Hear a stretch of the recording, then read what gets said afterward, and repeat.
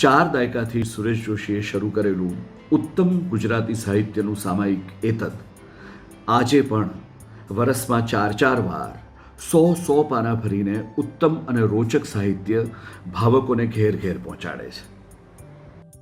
2020-21 દરમિયાન સુરેશ જોશી જન્મ શતાબ્દીના અવસરે એતદના પ્રકાશક ક્ષિતિજ સંશોધન પ્રકાશન કેન્દ્ર પ્રસ્તુત કરે છે સુરેશ જોશીની સાહિત્ય યાત્રાના સ્મરણો, એમના સાથી સાહિત્યકારો દ્વારા.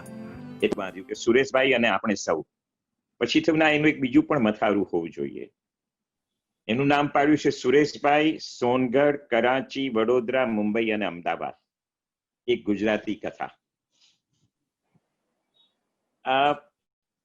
5મી સપ્ટેમ્બર 1988 એલ્ફિન્સ્ટન કોલેજના સભાખંડમાં ગીતા નાયકે સુરેશભાઈની સ્મૃતિમાં એક સભાનું આયોજન કર્યું હતું અને મને વક્તા તરીકે કહ્યું કે તમે બોલો, એનાથી શરૂ કરીએ. એમની છબીનું અનાવરણ હતું. એલ્ફિન્સ્ટન કોલેજ જવા નીકળ્યો ત્યારે અનન્યા 3.5 વર્ષની હતી. એને મને પૂછ્યું, આના પૂછે છે જે મેં લખ્યું છે, તમે જ્યાં જાઓ છો અપ્પા ત્યાં સુરેશભાઈ પણ આવશે ને? હું આજે 9મી સપ્ટેમ્બરે 35 વર્ષની અનન્યાને કહી શકું 2020માં કે હા, હું જ્યાં વાત માંડીને કરવાનો છું ત્યાં સુરેશભાઈ આવશે, એ હાજર હશે. સુરેશભાઈનું સ્મરણ થતા જ આધુનિકતાની અનેક છબીઓ આંખ સામે ઉપસી આવે. એમાંની એક સુરેશભાઈની પોતાની, જે હવે ગુજરાતી ભાષા અને સાહિત્યના ઇતિહાસમાં અંકાઈ ગઈ છે. આ રીતે પરંપરામાં સુરેશભાઈના સતત યાત્રાએ નીકળી પડતા મિજાજને કેવું લાગ્યું હશે?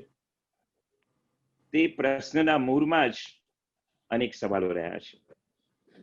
એટલું જ નહીં, પણ જે નિરાતે અને જે સહેલાઈથી સુરેશભાઈની સતત જાગૃત અને સાહસિક શોધક, સર્જક, ચિંતક ચેતનાને આપણે જાણે કે એક બની ગયેલી ઘટનાના માળખામાં ગોઠવી દીધી છે, એ આવા પ્રસંગે, એટલે જેમ 1988માં મૂંઝવણ મને આપી ગયું એમ 2020માં પણ આપે કે સુરેશભાઈને માળખામાં ગોઠવી દીધા પછી હવે કયા સુરેશભાઈ આપણી પાસે રહ્યા? એટલે જ મેં કહ્યું કે આજે પણ સુરેશભાઈ આપણી સાથે હાજર છે અને પાછળથી હું સુરેશભાઈ સાથે વાતચીત કરવાનો છું.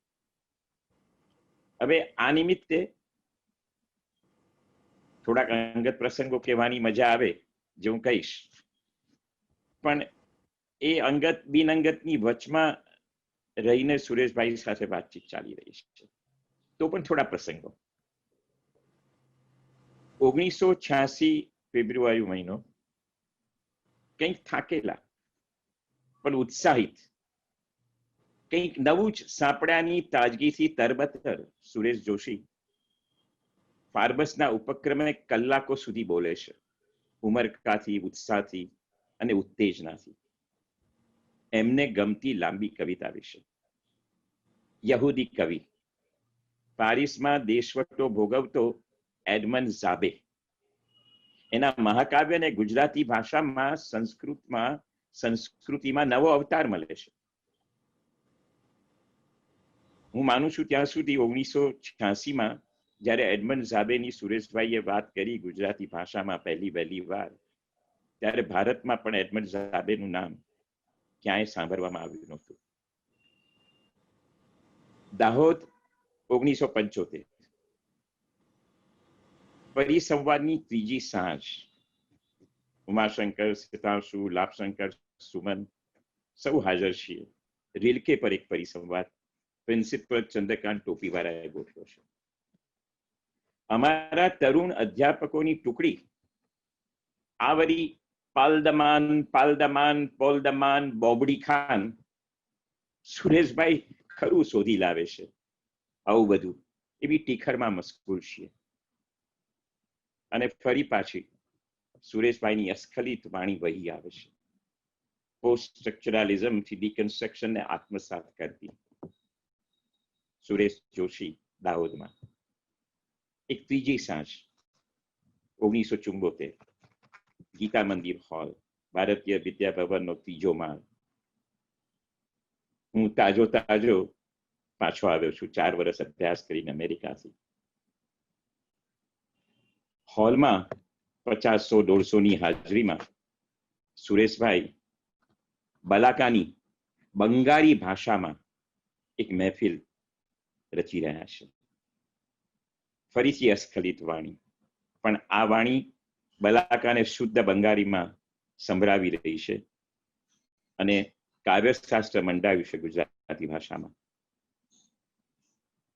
એ રસજ્ઞતા અને વિદગ્ધતાની પ્રતિભાને પ્રગટાવતી વાણી સાંભળીને મને ખ્યાલ આવ્યો કે જ્યારે મારા અમેરિકન મિત્રો મને કહેતા કે તું ન્યુયોર્ક રહી જા, પણ ના, તું પાછો જા ખાલી પોતાની ભાષામાં, ત્યારે મને ખ્યાલ આવ્યો કે હું ક્યાં પાછો આવ્યો છું. હું સુરેશભાઈની ગુજરાતી ભાષામાં આવ્યો છું. અને એ સાંભળતા આંખમાં આંસુ આવી ગયા હતા. એ 1974ની સાંજ. હવે બલાકા નિમિત્તે વાત ઘણી કરવાની છે. સુરેશભાઈ અને રવિન્દ્રનાથ વિશે ખૂબ વિગતે મારે વાત કરવી છે. ખૂબ વિગતે એટલે કે એક સાથે. જોકે બીજી અનેક સવાર અને સાંજો સુરેશભાઈ સાથે સંકળાયેલી છે. હવે થોડી એની વાત કરું. 1963,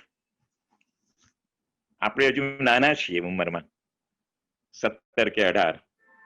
ભરત ઠક્કર અને સુભાષ શાહના દોસ્ત છીએ. દાહોદ જવા ઉપડ્યા છીએ.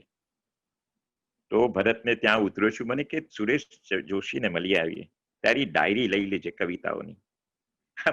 બહુ જ કવિતાઓ લખાતી. અછાંદસમાં લખવું, ફાટમ ફાટ, સવારથી સાંજ. ખૂબ નાના ચિત્રો અને સાથે કવિતા લઈને ગયા સુરેશભાઈને ત્યાં.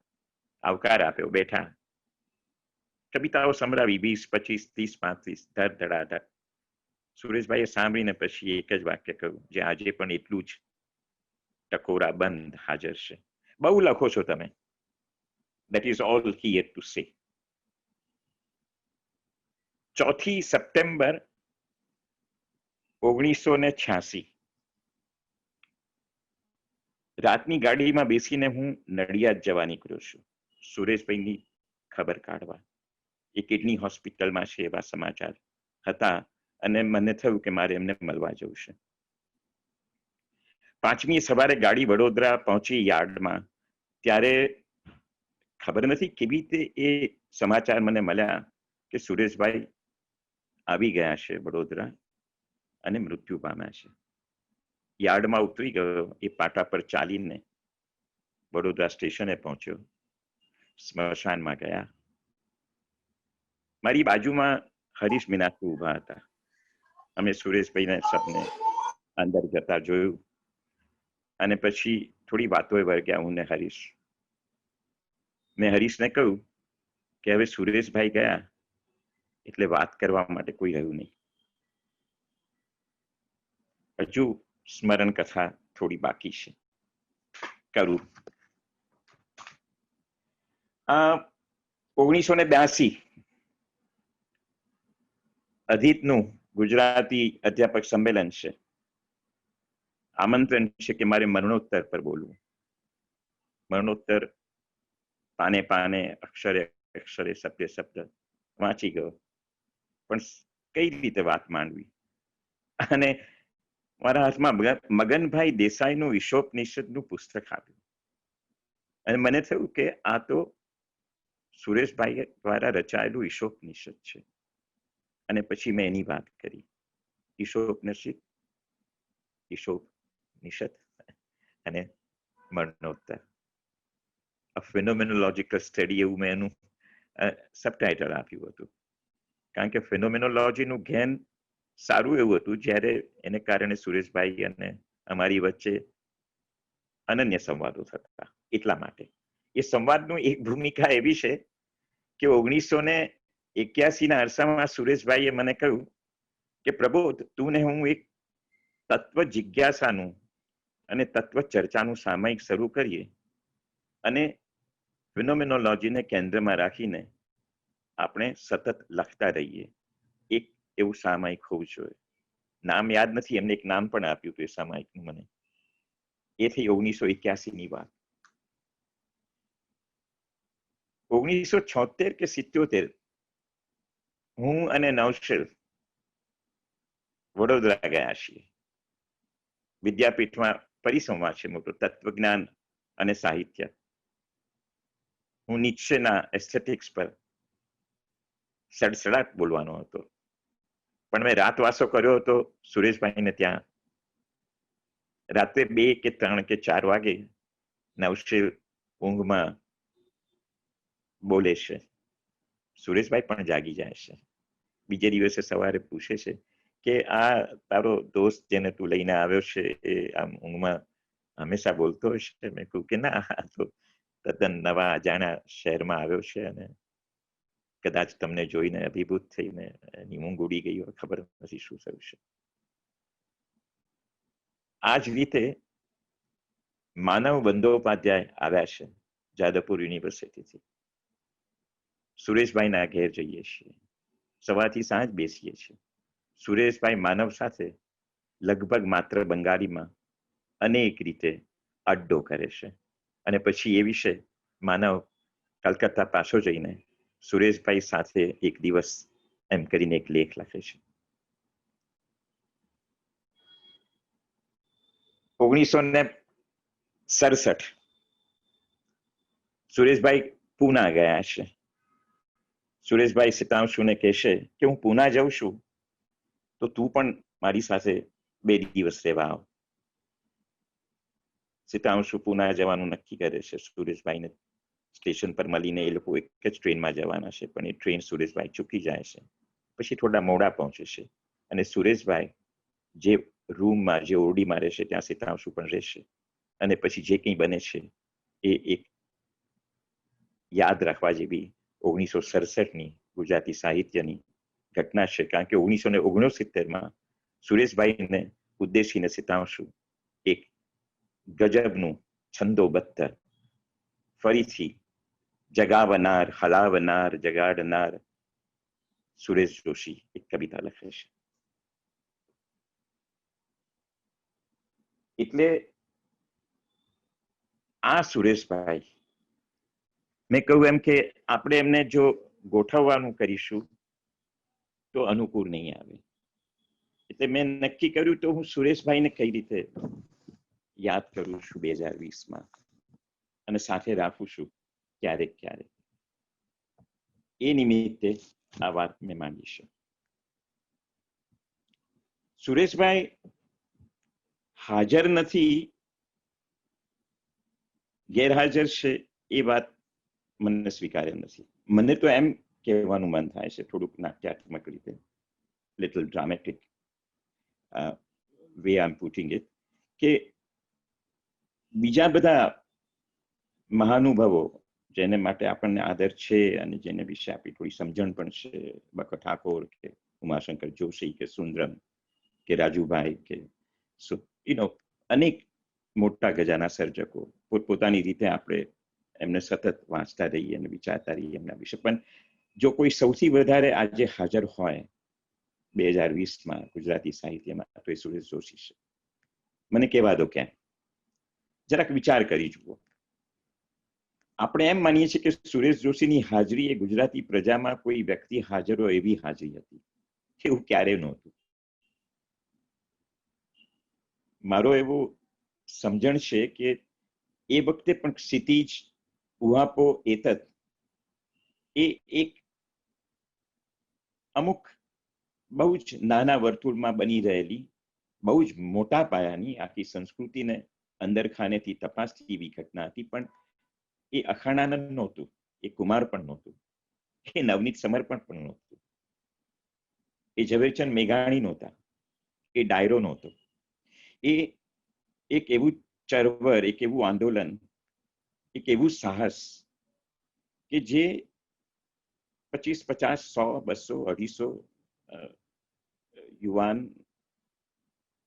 મિત્રો રસિકો, પોતપોતાની શોધમાં નીકળેલા સાથીદારો, એ બધાની વચમાં બનેલી એક ઘટના હતી. સાથે બીજી અનેક ઘટનાઓ બની હતી, એની પણ આપણે વાત તો કરવાની જ છે એક સાથે, કારણ કે મારો એક બીજો મુદ્દો છે જે હું હવે આના પછી કરીશ. કે એ સંદર્ભમાં, એ અર્થમાં 2020માં સુરેશભાઈની હાજરી તો ઓહો, કલ્પી લો આજના સામાયિકો. તથાપિ, સમીપે, સાહચર્ય, ગદ્ય પર્વ, ખૂબ પ્રવૃત્ત એવા આ સામાયિકો જે ફરીથી 200, 250, 300 જણની વચમાં આવજાવ કરી રહ્યા છે, એના સંપાદકો, એમાં પ્રગટ થતા સર્જકો, એમાં પ્રગટ થતી ચર્ચા વિચારણા, સ્મરણો, કવિતાઓ, કથાઓ, લલિત ગદ્યો, એની સજાવટ, આ બધાની વચમાં કેવા નિરાંતે બેઠા છે સુરેશભાઈ.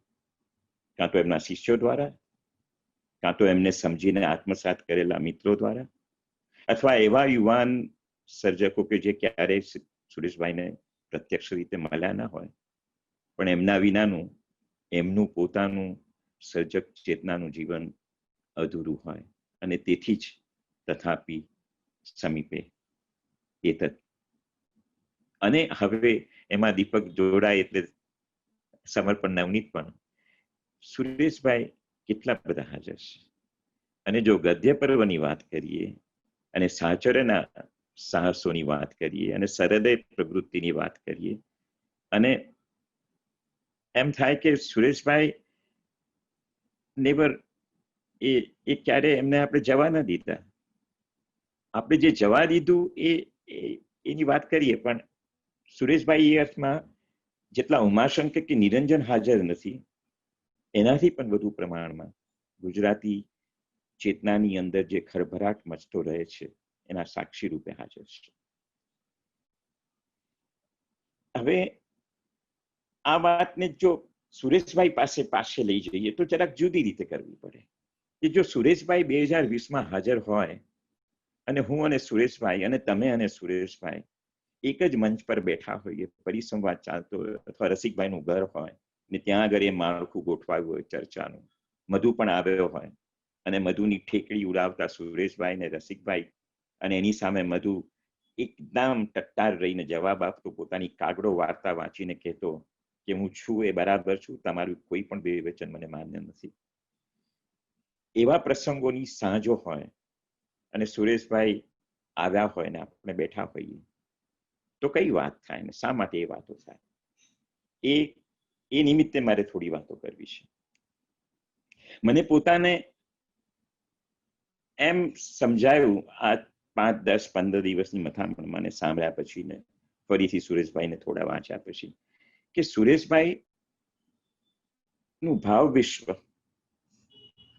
અને વિચાર વિશ્વ, એમની તત્વ જિજ્ઞાસા અને એમની રસ માટેની તત્પરતા, અને એ પણ એવો રસ કે જે માત્ર શબ્દબોધ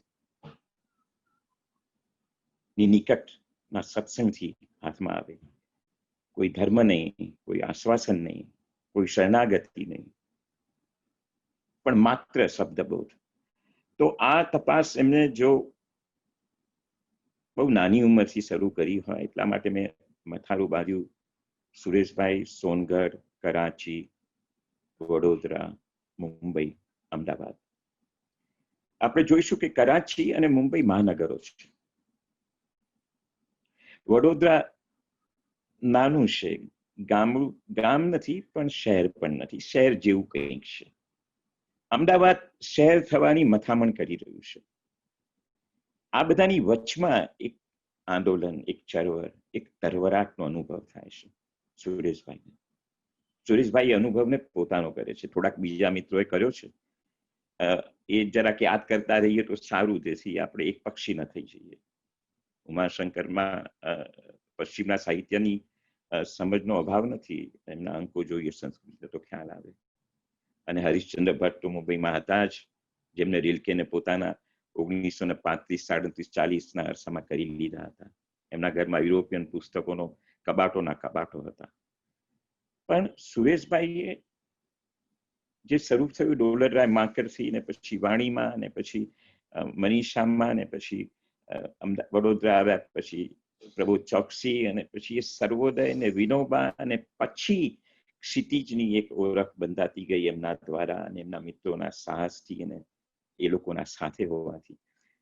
તો આ બધાની અંદર કઈ ચેતના, કયો આવિષ્કાર પ્રગટ થઈ રહ્યો. તો બહુ જ મને વિચાર સતત આવે છે એનો કે આ આધુનિક શબ્દ ભલે આજે ભગોવાઈ ગયો છે અને કંઈક અર્થમાં જાણે કે હવે એ શબ્દની કંઈક વ્યાખ્યા ક્યાંય આપણને લઈ જતી નથી અને વધારે ગૂંચવી દે છે, પણ એવું નથી. We haven't fully come to terms with the idea of modernity, which is okay. I mean, it's not an easy thing. Traditions are so comfortable. પરંપરાઓ એટલી બધી આશ્વાસનકારક હોય છે, શરણાગતિ એટલી બધી સરળ અને સુંદર હોય છે. એ અર્જુનને કહેવામાં આવે કે તું મારી શરણે આવ ને એવરીથિંગ ઇઝ ઓલ રાઈટ. ના, for Sureshbhai, the inquiry was coming from the self and it returned to the self, અને એ પણ હ્યુમન સેલ્ફ. એ માનવીય ચેતનાનો જે સંકુલ ચેતનાનો અંદર ચાલી રહેલો વ્યાપાર છે, તો સુરેશભાઈને ક્યાંક તો જેમ્સ જોઈસમાં ને ક્યાંક તો કાફકામાં ને ક્યાંક તો કેમુમાં એ શોધી લાવ્યા પોતાને માટે. પણ વડોદરા ગામમાં હતા, એ મહાનગરમાં નહોતા. અને આધુનિકતા એના કોઈને કોઈ અનેક અર્થમાં દુનિયાભરના દેશોમાં દરેક દેશની પોતાના દેશકારથી પ્રભાવિત એવી આધુનિકતામાં એ પ્રગટ થતી રહી. પણ સુરેશભાઈને એ એનું પ્રાગટ્ય વડોદરામાં, એટલે કે જે પરંપરામાં એમનો ઉછેર થયો હતો, જે બ્રાહ્મણ તરીકે જન્મ્યા હતા, ત્યાં ન થયો. સોનગઢની વાત કરીશું. એમની એ ચેતના એમને ઘર છોડીને દરરોજ સવારે વિશ્વના અનેક નગરોમાં લઈ જાય છે. છેક સાંજ સુધી રખડી કરીને પાછા ફરે છે. એટલે એમનું એક ભાવ વિશ્વ એમને સતત, અને સગવડ માટે નામ મેં આપ્યું છે, એક અસ્તિત્વવાદ તરફ લઈ જાય છે. અસ્તિત્વવાદ માત્ર એક્ઝિસ્ટન્શિયાલિઝમ ઇઝમના અર્થમાં નહીં, પણ અસ્તિત્વની શોધખોળ, અસ્તિત્વના ગૂઢ, અકલ્પ્ય, અગમ્ય, Atal ઊંડાણોને મથવા. That self-inquiry without any consolation from anywhere is એમના ભાવ વિશ્વનું એક કેન્દ્ર છે, જે એમને, મેં કહ્યું એમ કે નગર સંસ્કૃતિના બધા જ બારી બારના દરવાજા ખખડાવવા ચારે બાજુ મોકલી દે છે. પણ એમનું એક બીજું ભાવ વિશ્વનું કેન્દ્ર છે, એ છે સોનગઢ. અને એ ભાવ વિશ્વ એમને રવિન્દ્રનાથ પાસે લઈ જાય છે. અને આ બે ડાયલેક્ટિક્સ, કારણ કે રવિન્દ્રનાથને પણ કલકત્તા ગમતું નહોતું. એ વારંવાર કલકત્તા છોડીને આ ઘોંઘાટિયા ધુમાડાથી ભર્યા મહાનગરમાંથી નીકળીને હું ક્યાં જતો હતો, તો એ શાંતિ નિકેતન જતા રહેશે. અને રવિન્દ્રનાથનું 90% સાહિત્ય, ઉત્તમ સાહિત્ય, નવલકથાઓને બાદ કરતા અને નિબંધો, અમુક નિબંધોને બાદ કરતા. જેમ કે સુરેશભાઈમાં પણ અમુક વસ્તુ બાદ કર્યા પછી આ બધી વાતો થઈ રહી છે. બાદ બાકી એટલા માટે કરવી પડે છે કે થોડીક સગવડ થાય. That doesn't mean that we exclude Sureshbhai's other faces. એમના અનેક ઠેકાણા છે, હું એમાંથી બે ઠેકાણાની વાત કરી રહ્યો છું. એટલે સુરેશભાઈ જ્યારે આ ભાવ વિશ્વના એક છેડે પહોંચી જાય છે, દુનિયાભરના ઉત્તમ સર્જકો પાસે, પણ અસ્તિત્વવાદના રંગે રંગાયેલા સર્જકો મુખ્યત્વે. થોડાક અપવાદો છે, માલાર મેં અપવાદ છે, વેલેરી અપવાદ છે, પણ અપવાદો કરતા જેની હાજરી છે એ બહુ મોટા ગજાના એવા વિચારકો છે કે જે પોતે જે પરંપરામાં જન્મ્યા ત્યાંથી વિખૂટા પડી ગયાનો, અથવા એની સાથે મોટી લડવાડ માંડી છે એનો, અથવા તો એ પરંપરાને છેદી કરીને કોઈક નવું જ પોતાની ઓળખ આપવાનો જ્યાં પુરુષાર્થ થયો, એવા સર્જકો પાસે. પણ મેં કહ્યું એમ 2020માં સુરેશભાઈ સાથે હું વાત કરું તો એમ પૂછું કે તમને કિર્કેગાર્ડ ખૂબ ગમ્યા. પ્રાઇમસી ઓફ એસ્થેટિક્સ એ તમારો મુખ્ય રસનો વિષય રહ્યો. At no cost you were ready to compromise on one point, and that is the primacy of aesthetics. હું એક બીજું નામ આપું એને, એસ્થેટિક્સને બદલે આપણે પોએટિક્સ શબ્દ પ્રયોગ કરીએ અને પોએટિક્સની બીજી જરાક વ્યાખ્યા આપીએ, આનંદવર્ધન અને અભિનવ ગુપ્તથી થોડેક દૂર જઈને, તો કંઈક વાત બરાબર મારી પહોંચે. Back to Sureshbhai's journeys to Songarh via Rabindranath Tagore. અને ટુ કિર્કેગાર્ડ, નીત્શે અને કાફકા અને કેમુ બહુ જાણીતા નામો થઈ ગયા છે. જાણે કે એટલા બધા જાણીતા થઈ ગયા છે કે હવે એમની પાસે જો ફરી જઈએ તો કશું નવું હાથમાં ના આવે. જેમ સુરેશભાઈ પાસે જઈએ તો કશું નવું હાથમાં ના આવે. Both things are completely distorted and wrong. તમે આજે પણ કિર્કેગાર્ડ પાસે જાઓ કે નીત્શે પાસે જાઓ કે કેમુ પાસે જાઓ તો જે ઘટનાઓ બને છે તો કંઈ ગજબની છે. Because primarily they are brilliant creative minds. પણ થોડાક વખત માટે આ ક્રિએટિવિટીને આપણે કાઉન્સમાં મૂકીને થોડીક બીજી વાત કરીએ છીએ. ક્રિએટિવિટી પાસે ફરી તાજા તમથીને પહોંચી જવાય. તો હું સુરેશભાઈને પૂછું જ રહ્યો છું હમણાં જ કે સુરેશભાઈ, કિર્કેગાર્ડ તો તમે આત્મસાત કર્યા અને aesthetic is first stage, ethical is second stage, and spiritual is third stage. તમે એસ્થેટિક્સ થી એથિકલ સ્ટેજમાં પહોંચ્યા કે ન પહોંચ્યા ને ન પહોંચ્યા તો એમાં કરાચી ને ભાગલા અને આ આટલા બધા સૌથી કારમી અને ક્રૂર હિંસાનું તાંડવ જે રચાયું, તમે ત્યાં હાજર હતા અને જે ભાષાઓ ત્યાં થતી, જે અરેબિક ને ફારસી ને જે ઉચ્ચારો ને એ બધાને છોડીને તમે જર્મન ને ફ્રેન્ચ અને ક્યાં ક્યાં પહોંચી ગયા. તો કિર્કેગાર્ડ ક્યાં પહોંચ્યો? એ તો ક્રિશ્ચિયાનિટીમાં પહોંચ્યો પાછો. નીત્શે ક્યાં પહોંચ્યો? નીત્શે પહોંચ્યો હાઇડેગર પાસે. અને હાઇડેગર ક્યાં પહોંચ્યા? હિટલર પાસે. હાઇડેગરે એમના ગુરુ હુસરલને 1933માં ચાન્સેલર સ્વીકારીને હિટલરને મહામાનવ કહીને આવકાર આપ્યો અને હુસરલ અને બીજા યહૂદી અધ્યાપકોને બરતરફ કર્યા. અને આ વાત પેલા પોલ ધ માન ને બોબડી ખાન ને પોલ ધ માન જેના પર સુરેશભાઈ વારી ગયા હતા એ વર્ષોમાં, એ પોલ ધ માને 1984માં જયારે વિગત કરી ત્યારે આ પણ હાઇડેગર આપણને ખૂબ ખૂબ વિચાર કરતા મૂકી દે એવા મોટા ગજાના ચિંતક હાઇડેગર, જે પહોંચ્યા નીત્શે પાસે અને જ્યાં પહોંચ્યા સુરેશભાઈ. ઓકે, આલ્બર્ટ કેમુ એક બીજી ઓળખ છે એની, આઉટસાઇડર અને મિથ ઓફ સિસિફસ સિવાયની. ધ રિબેલ અને પ્લેગમાં હોય એનાથી પણ જરા વધારે આપણને પહોંચાડે ક્યાંક એવી ધ ફોલ નામની નવલકથા.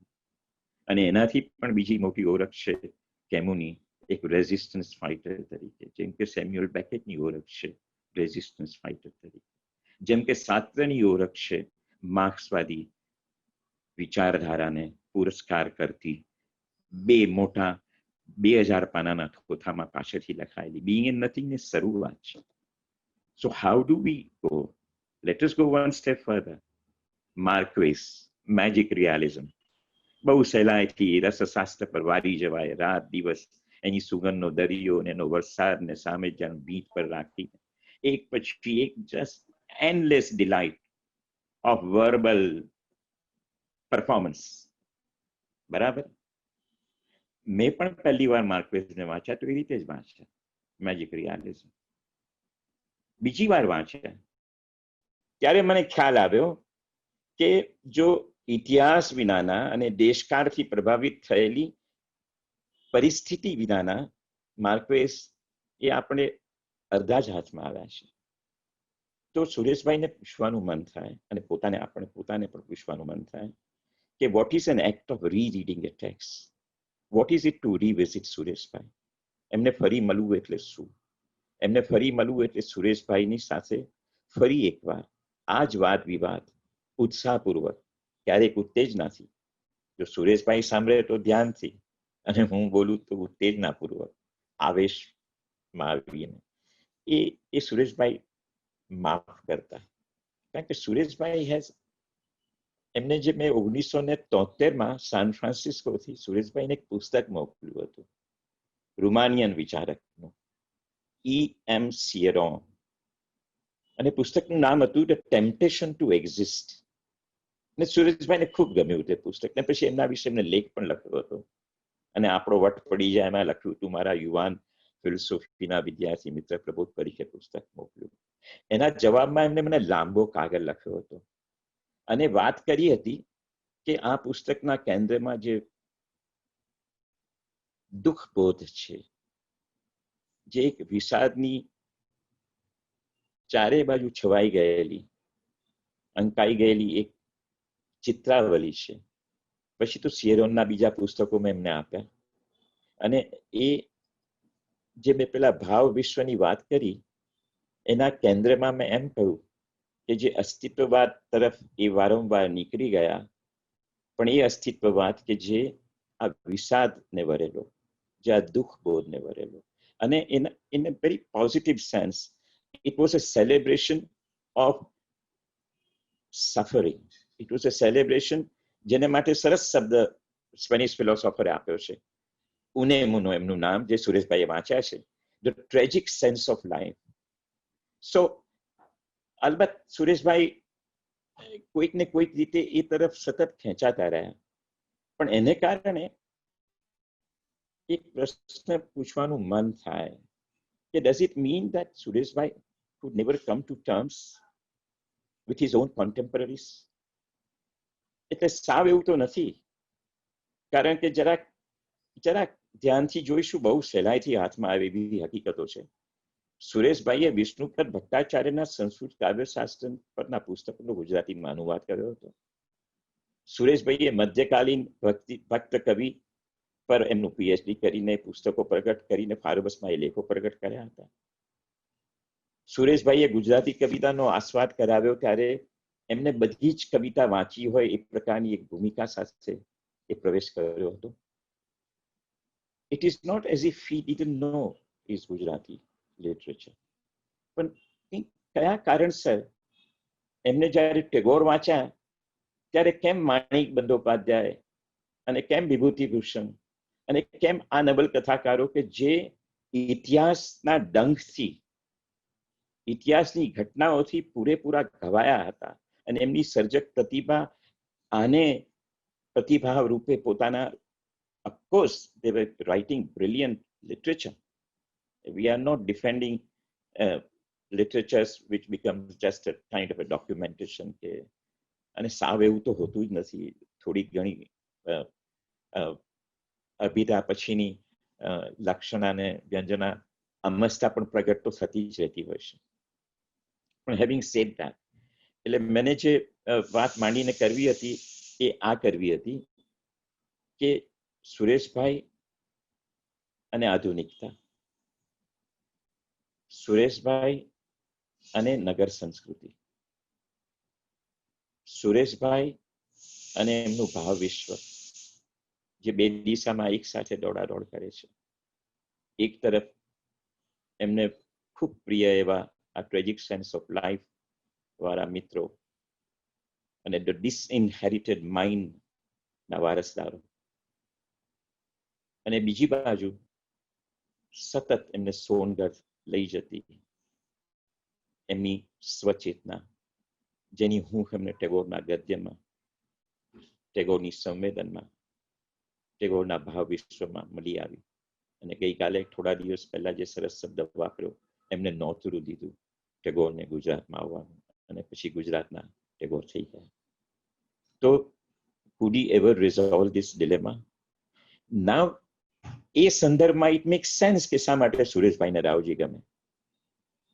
સુરેશભાઈને નગર કવિતા તરફ, ગુજરાતની નગર કવિતા તરફ, અને નગર કવિતાની સહેલાઈથી નગર કવિતા હોવાને કારણે કવિતા બને છે એવું ક્યારે ના કહું, પણ there is a sense of something which doesn't take him to the city which is nearest to him. એ મુંબઈ આવે છે અને કરમશીભાઈ ને વિચનભાઈ અને ગિરીશભાઈ અને સુરેશ રસિકભાઈ ને જયંતભાઈ ને મેઘનાદ ને ત્યાં અડ્ડાઓ થાય છે. પણ સુરેશભાઈ નું પેલું પાસું કે જ્યાં આપણને આ આધુનિક સંસ્કૃતિનો, એટલે કે સિવિલાઇઝેશનનો જે પ્રોજેક્ટ છે, ભલે દેર ઇઝ મોડર્નિટીનો ડિસ્કોર્સ થોડો થાકેલો છે, થોડો કાંફેલો છે, પણ ઇટ ઇઝ સ્ટીલ સ્ટ્રગલિંગ. એ સ્ટ્રગલમાં હવે નવા મિત્રો જોડાયા છે, નવા આંદોલનો જોડાયા છે, એમાં આંબેડકર હાજર છે, એમાં ઉમેશ સોલંકી. મને એમ થાય કે ઉમેશ સોલંકી એક કવિતા લખે, કોન્વર્સેશન્સ વિથ સુરેશ જોશી, ત્યારે વાત બને. કારણ કે મેં કહ્યું એમ કે એઝ ફાર એઝ કલ્ટિવેટેડ અધિકારી વર્ગ જે છે, જે સરહદોનો એક નાનો વર્ગ છે, જે બહુ સહેલાઈથી મેં કહ્યું એવા સામાયિકોમાં હોંશે હોંશે પહોંચી જાય છે. કારણ કે એ સામાયિકો કોઈક ને કોઈક અર્થમાં મેં પહેલા કહ્યું એમ સુરેશભાઈનો જ એક નવો અને પરિપૂર્ણ કરતો અવતાર છે. ભલે પછી એ વી સામાયિકમાં એ સુરેશભાઈનો પક્ષ લઈને જ પેલા તોફાની રેમટ સાથે વિવાદમાં ઉતરે છે. અને જે મુંબઈના થોડા કવિ મિત્રો છે, એ સુરેશભાઈ જેવી જ એક વિચારણાને કેન્દ્રમાં રાખીને લોકપ્રિય એવી એક પરંપરા જે ગોઠવાઈ ગઈ છે સુરેશ દલાલ, હરીન્દ્ર દવેની. હું આમ કહું છું ત્યારે મારા મનમાં ક્યારે એવું નથી હોતું કે એ પરંપરાઓમાં કશું ખૂટે છે, પણ બને છે એવું કે the word modern demands a certain radical, not a paradigm shift, but a radical shift, which creates crisis. A crisis is witnessed by Sureshbhai. And thanks to that, we are able to enter into that crisis with little ease, little delight, but with a deep sense of anguish, not anxiety, but anguish. અને એ અજંપો મેં પહેલા કહ્યું હતું એમ આપણને નોસ્ટાલ્જિયા તરફ, એટલે કે સોનગઢ ન લઈ જાય તો સુરેશભાઈ કયા પ્રકારનું એક વિશ્વ રચી શક્યા હોય એ મને થાય છે. કારણ કે એમની મોટાભાગની કૃતિઓમાં there is an innate, inescapable romanticism. There is એ બહુ તરત સ્પર્શી જાય, જેમ રીલકેમાં પણ છે, તરત સ્પર્શી જાય એવી ઉર્મિલતા છે. It tires us out at a point because it does not allow the extremely complex ways by which we experience ourselves when there is no other consolation except returning to the existence. આમાં આધ્યાત્મ in the sense કે છેલ્લા 5 વર્ષમાં એ ઉતાવળથી રામકૃષ્ણ પરમહંસને ઘણું વાંચતા અને એમણે એ નક્કી કરેલું કે એમના જે 4 ભાગ છે એનું ટ્રાન્સલેશન પૂરું કરવું. એટલે એ રીતના આધ્યાત્મમાં મેં જતા જોયા છે. બીજા કોઈ આધ્યાત્મિક પંથમાં કે બીજા કોઈક એમાં મને બહુ ખ્યાલ નથી. સાંજના જે મળવા જતા હતા પેલા ભાઈને દરરોજ, હા, એમને મળવા જતા હતા. હવે એ ભાઈ બિલકુલ આમ ફિલોસોફી તો ન કહેવાય, પણ બહુ જ સીધી ને સરળ રીતે જીવનમાં જે બધું બનતું હોય છે અને જીવનમાં એક બીજી વસ્તુઓ સાથે કેમ બધું ગોઠવાતું જતું હોય છે, અને એ તમને એવું શીખવાડે છે કે જાણે બધું તમારે બહુ વધારે પ્રયત્ન કરવા નહીં જોઈએ, તમારી જરૂરિયાત પ્રમાણે અને તમારા આત્મવિશ્વાસ પ્રમાણે બધું ગોઠવાતું રહેશે. એટલે એ જાતનું બહુ સરળ રીતે વાતો કરતા હતા. એટલે એમાં કંઈ ખાસ એટલું આધ્યાત્મિક જેવું મને તો નહોતું લાગ્યું. હું થોડી ઘણી વાર ગયો હતો એમની સાથે, પણ એ ખબર નહીં, એમને ઘણા બધા પ્રશ્નો પૂછતા અને પણ ભાઈ કહેતા, એનું નામ ભૂલી ગયો છું અત્યારે, પણ એ બહુ અમુક રીતે ઇન્ટરેસ્ટિંગ હતું, પણ ઘણી વખત મને થોડુંક આમ બોરિંગ પણ લાગ્યું હતું, કારણ કે એ બધું ઘણી વાર એમાં રિપીટેશન પણ થતું હતું. કારણ કે સુરેશભાઈ પૂછે જુદું જુદું ને પેલા ભાઈ એક જ જાતનો જવાબ આપે, પછી સુરેશભાઈ એમને છોડી દેતા હતા. પણ એક જાતનો એમની સાથે આમ બહુ નજીક આવી ગયા હતા, ઇન ધ સેન્સ કે એ બહુ સામાન્ય માણસ હતા, એમને કોઈ જાતના આડંબર નહોતા, અને જે કંઈ વાત કરતા હતા એમાં કોઈ પાઠ પૂજા જેવું કે એવું કશું હતું નહીં. બસ જે એમણે જે જીવનમાં અનુભવ્યું અને કહેવા જેવું એમને લાગ્યું એ સુરેશભાઈને કહેતા હતા, અને પછી હસતા હસતા આવી બીડી પીતા બી એવી વાત કરતા હતા. બાકી તો ખાસ એવું એટલું બધું કંઈક આધ્યાત્મિક એમાં હતું નહીં. એમાં હું સુરેશભાઈ સાથે ઘણી વાર ગયો છું ભગતના ત્યાં. હા, ભગત સાહેબ ઘણી વાર એટલે ઓલમોસ્ટ ઘણી બધી વાર. અને મને ખબર છે કે ભગત ને આપણે જો ઇન્ટેલેક્ચ્યુઅલી જો એમને લોકેટ કરવા હોય તો રામદેવ પીરની પરંપરામાં હતા, સંત પરંપરામાં. બાબુભાઈ એટલે- બરાબર કહે છે, બરાબર છે. હા, એટલે રામદેવ પીરની પરંપરામાં હતા. બીજા કેટલાક વર્ઝન્સ જે હશે એમાંનું એક વર્ઝન કે દાખલા તરીકે એમના તે એક એવો રિવાજ હતો કે તમે લંચના ટાઈમે તમે ત્યાં જાઓ તો એમના ઘરમાં જે કંઈ જમવાનું બનાવ્યું હોય એ બધું તમને પૂછ્યા વગર જેટલા પીરસી જીવ દે, પીરસી દે. જેટલા જીવ હાજર હોય એટલામાં ડિવાઈડ કરીને તમને આપે. એટલે એમાં કૂતરું હાજર હોય તો કૂતરાનો પણ ભાગ, બિલાડી હાજર હોય તો બિલાડીનો પણ ભાગ. એટલે મને લાગે છે કે સુરેશભાઈને એક કાઉન્ટર મોડર્નિઝમ જેને આપણે કહેવું હોય તો, કે જે કોઠાસૂઝ પર આધારિત બધું હોય, થોડું પારદર્શક હોય. ભગત પોતાને માટે ક્યારે હું નતા વાપરતા, હંમેશા થર્ડ પર્સનમાં વાત કરતા. ભાઈનું કામ તો આવું, બેનનું કામ તો આવું, પત્નીને પણ બેન કહેતા. એટલે ક્યારેય હું ના આવે એમની વાતમાં. અને જો આપણે પ્રશ્ન પૂછીએ અને જો વારંવાર હું વાપરીએ તો તરત જ આપણને એનું પુનરાવર્તન કરવાનું કે જ્યાં સુધી આપણને ખબર ન પડે. એમને જે રસ હતો ને એને પછી આપણે પેલા સુરેશભાઈનો જે મધ્યકાલીન સાહિત્યમાં જે ઇન્ટરેસ્ટ હતો, સંત સાહિત્યમાં ખ્યાલ કે પેલી જ્ઞાન પરંપરાની કવિતા, એની સાથે જ જોડીએ તો કદાચ આ એક આપણને લિંક મળી આવે કે આ એમનો જે રસ ભગતનો હતો એની પાછળનું શું કારણ હતું. અને ઘણા બધા પ્રસંગો મારી સાથે પણ ભગતના ઘણા બન્યા છે, સુરેશભાઈની હાજરીમાં બન્યા છે.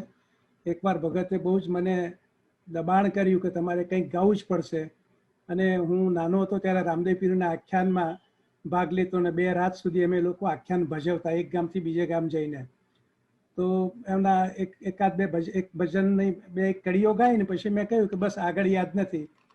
તો ભગત કહે છે કે આ એક કડી પૂરતી છે, તમારે વૈતરણી પાર કરવા માટે આખું ભજન ગણવાની જરૂર નથી. એટલે આ પ્રકારની વાતોથી સુરેશભાઈ કદાચ બહુ પ્રભાવિત થઈ ગયા હતા એવું મને લાગે છે. બાબુભાઈએ બહુ સરસ રીતે એને ટૂંકાણમાં સમજાવ્યું. બાબુ અને મિત્રો, આ સંદર્ભમાં એક વાત કરું. મને પોતાને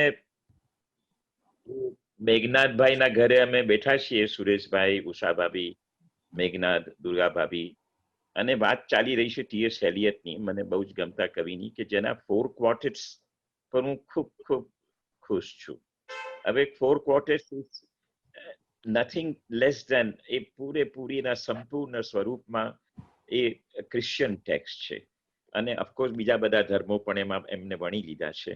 અને એક મંત્રોચ્ચાર રૂપે એ 4 ક્વોટેટ્સ જ્યારે કવિતા તરીકે પ્રગટ થઈ ત્યારે એક મોટી ઘટના બની કે આ આલ્ફ્રેડ પ્રુફોક્સ અને વેસ્ટલેન્ડના હોલોમેનના કવિ હવે કેવા નમી પડ્યા છે એના ઉત્તમ અર્થમાં. એટલે સુરેશભાઈએ મને કહ્યું કે તને બહુ ગમે છે આ કવિતા, મને ખબર છે, પણ સાહેબ Prabodh, 4 quotes is a compromise by a poet, because it is no more a great poet writing, it is a poet who is already accepted, has submitted himself to something else. હવે મને યાદ છે કે એ વિશે મેં એલિયટને ડિફેન્ડ કરતા થોડા ઘણા મુદ્દા કયા અને બધું, પણ મને સુરેશભાઈની આ છબી વધારે સમજાય છે કે થોડાક જીવનના, આપણા અંગત જીવનમાં અનેક વાર એવા પ્રસંગ બન્યા હોય કે આપણે થોડીક આવજાવ કરી હોય આ પ્રકારના એના અનુભવો માટે. અને રામકૃષ્ણની વાત પછી કરું. મારો તો એવો સમજ છે કે ઉષાબેને અનુવાદ કર્યા છે રામકૃષ્ણના, રાજકોટના આશ્રમ વતી રામકૃષ્ણ. પણ એ જવા દઈએ. રામકૃષ્ણ પોતે એક બહુ વિચિત્ર ઘટના છે 19મી સદીની. એ વાત પછી કરીએ. ને બહુ રસ પડે વિશે વાંચતા તો રમૂજ જ ઉપજે સતત એક સરખી, અને બધા જાતના ટૂચકાઓ મળી આવે. પણ મુખ્ય વાત એ છે કે the world view which is at the center of which there is no God, that's the point. So I think Sureshbhai was reaching out. આ બધા સર્જકોની જે મેં વાત કરી, બધા જ નહીં, of course not. આમાંના ઘણા બધા સર્જકોની મોટું જે યુદ્ધ એમને માંડ્યું હતું, જેનો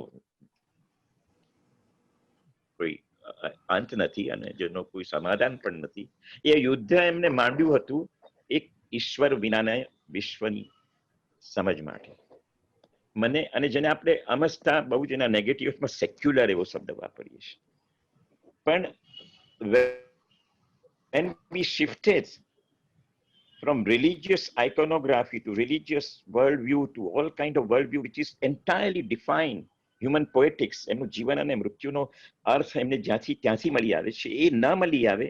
ધ ડિસઇનહેરિટેડ માઇન્ડ મેં શબ્દ પ્રાપ્ત, એરિક હેલરનું પુસ્તક છે, એમાં આ વાત બરાબર થઈ છે કે હુ આર ધીસ ડિસઇનહેરિટેડ માઇન્ડ્સ. જીવનાનંદ દાસની એક કવિતા છે બોધ કરીને. એ બોધમાં જીવનાનંદ લખે છે કે હું આ ચાલતા માણસોની વચમાં એક ન થઈ શક્યો. I have a feeling that Suresh Bhai would be more at home in this non-submitted world.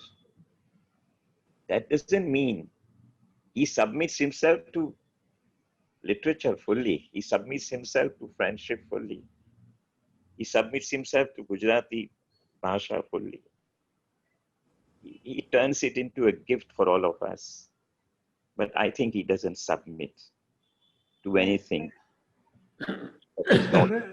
સુરેશભાઈએ એમ પણ લાગે છે.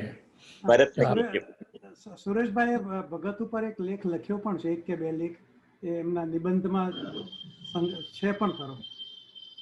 એ કોઈ ન્યૂઝપેપરની કોલમમાં લખ્યું હતું અને મને લાગે છે કે આપણને થોડોક ખુલાસો ત્યાંથી પણ મળી જાય એ નિબંધમાંથી. Now there are, of course, there are gaps.